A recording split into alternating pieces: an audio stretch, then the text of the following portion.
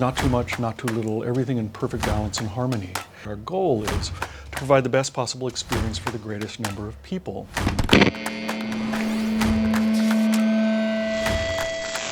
So here we are, I'm with Terry Medalen from Primare. Thanks for your time today. Happy to be here. I just wanted to get a sense of, for lots of our viewers and readers, an overall sense of who Primare is, what your philosophy is, what are the kind of principles behind your brand and design. Mm-hmm. Well, at Primare, we're based out of Malmö, Sweden, the southernmost tip of Sweden, right across the Öresund from Copenhagen. And in many ways, our design and manufacturing of products that we've been doing now for nearly 40 years is based on really primary Scandinavian philosophies and principles. One of those is called lagom, and it permeates all of society in Sweden. And it means not too much, not too little, everything in perfect balance and harmony. And as an adjunct to that, it also means that everyone should have access to everything. And so this informs our kind of stated philosophy that our goal is to provide the best possible experience for the greatest number of people. And so that means it can't be too expensive or too inexpensive. It needs to be thoroughly designed and implemented in its construction, and that we don't then use any features, functionalities, or technologies for marketing purposes. They all have to contribute to an improved level of performance. And as a result of that, we think then that we're able to achieve that goal by practicing our Primare practical design approach. And so we look at everything in infinite detail, as others do, of course, but with that sense of lagom in mind, how to balance out these things. And to an interesting thing, and not to segue into components immediately, but the SP25 we have back here is an 11-channel processor. Now we have it in a system set up with this lovely per-listen stereo system, 2 channels, 2-channel main speakers, 2 subwoofers, and we're using an 11-channel processor. Well, that's to make a point. We don't believe that there should be a difference between music and movies. There's high fidelity reproduction necessary in both of those instances. And in fact, in movies, you could call it a far more complex audio event to untangle what has been put into creating a believable event, or an event maybe not believable, that convinces us of its reality. And so you should be able to listen to music and movies, and so that's that access. It should be accessible to everyone. So whether it is everyone in the household should be able to access this and be able to enjoy, whether they want to listen to movies or whether they want to watch a movie. And I'm sort of living proof of that, because I've bought Primare as a consumer, but I also use them quite openly as a reviewer, because they're very easy products to live with, but also part of your brand is you're not launching new products, new updates every year. When you design something, it seems a lot of thought, a lot of preparation, and a lot of kind of your key principles go in it, so it lasts long term, and you're not having to then revisit, renew, relaunch something a few years later. When it's out there, it has a long lifespan. Yeah, and I'm pleased you mentioned that, because that is definitely something we design for. We want to make sure that these products can last a long time. In fact, I'm still speaking with consumers that have some of our original multi-channel processors where the amplification is so good they're working to see how they can use it even with the latest video technologies. And the other thing too is that we never bring out a product unless we feel we can significantly improve on the performance, all aspects of the performance of the past product. There's no point in it other than obviously a business aspect to it. And so with that, we're able to really, again, kind of carefully consider every element we put into it. And then we also do things a little bit differently. And maybe with that long approach, that look at the longer distance or lifespan of a product. In the SP25, again, not to keep talking about it, but we had to consider whether we wanted to include HDMI 2.1 technologies in it. And at that time, there were things related to the pandemic and parts shortages and stuff like that that allowed us actually, interestingly enough, the time to really consider its purposefulness. What did it actually do? What features and functionalities did it actually provide our customers? And we realized that really the only useful feature was eARC, which was this wonderful way of doing the audio return channel, improving on what ARC had established. And that everything else that it provided was really for a very specific environment, which was high speed, high frame rate gaming. And we live and work in Malmö, and Malmö is this amazingly diverse city, very energetic, and has become a center for game design.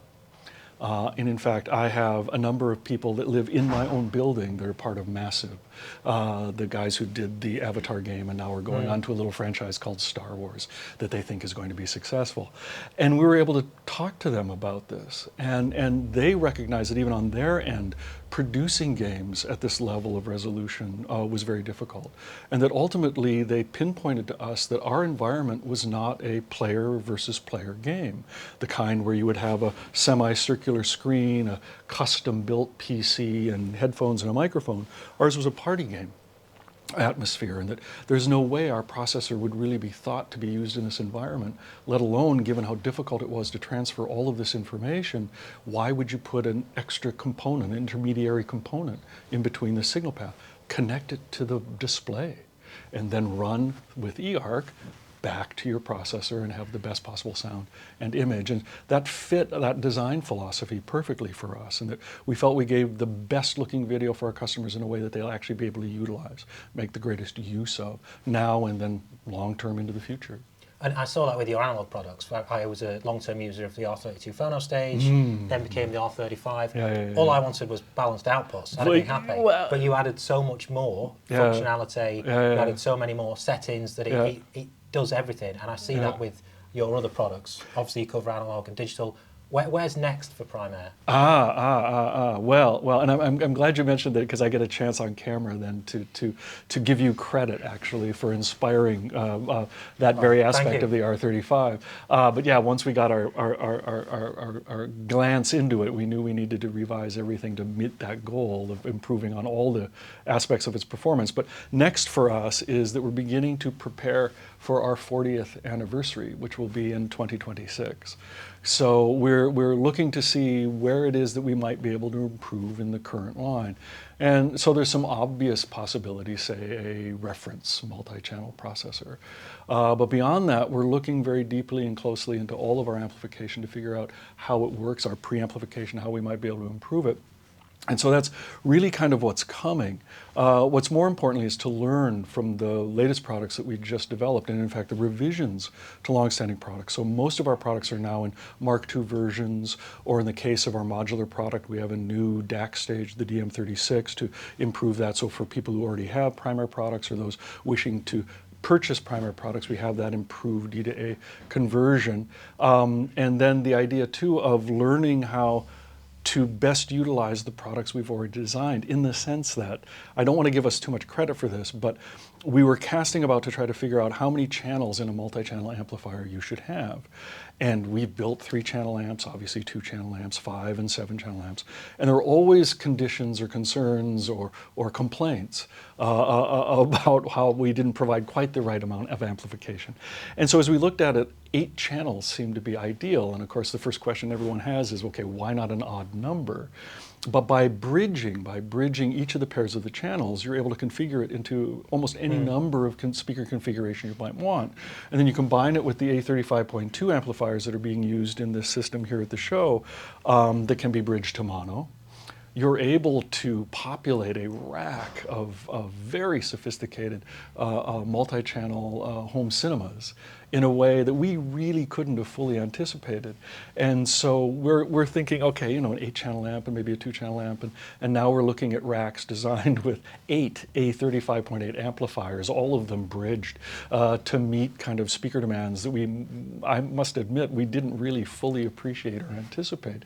And so finding out that some of those basic design principles do extend out into not just the immediate but even future use of the product, so that by designing it so that when you bridge it, it'll be able to drive a 1 ohm load, which is always the concern when you bridge an amplifier, that it has this application now where it can really do a job that goes beyond what we even had thought for it.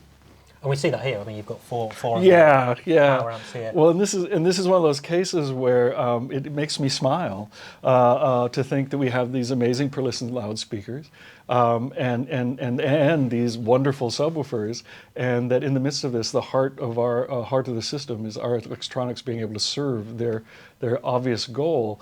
And so the idea then of having all of these bridged, each of them producing 800 watts. Into 8 ohms, into 4 ohms, it's considerably more.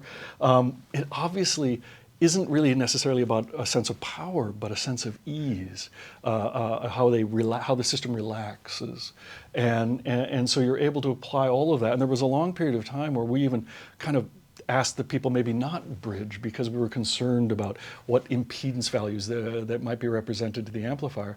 And as a result, we then in turn designed them to make sure that we could make sure that whatever the impedance was, they'd be able to drive it. And so that it leads to this. It leads to this kind of wonderful array of product deployed. And then the other thing too that we like, and it just caught my eye, and so I have to talk about it a little bit. We produced a CD. And not to sell a CD, I mean, this is just a compilation of some of the discs, some of the tracks that we could actually get licenses to that might represent what we like to listen to when we're listening to Primare. But more importantly, we still support things like CDs, and in this case, this CD transport. There still is life in this. So whether it's analog, whether it's compact disc, whether it's streaming, we have this embarrassment of riches now of where we can access all of this music and movies and then be able to plug them through a system is very satisfying. Yeah, and it's nice. We've seen quite a lot of it at this show. The physical format still exists, CD, but also vinyl. Any thoughts about putting that on vinyl? We get asked about that a lot. You mean a vinyl disc? Yeah, to you should this on hear this on vinyl. Does it exist? Yeah. The mastering of that. I mean, the mastering on this UHQR was really, really good. But the guy who mastered the LP, there's some bass, grunt, and depth in it that's just really quite lovely, really quite wonderful. So it's available. Ask your local dealer or distributor. I will, as soon as we're off camera. Thank you. Terry, it's always a pleasure to speak to you, to absorb some of your energy, enthusiasm, passion that goes into what Primare is. So thank you. Hey, thank you.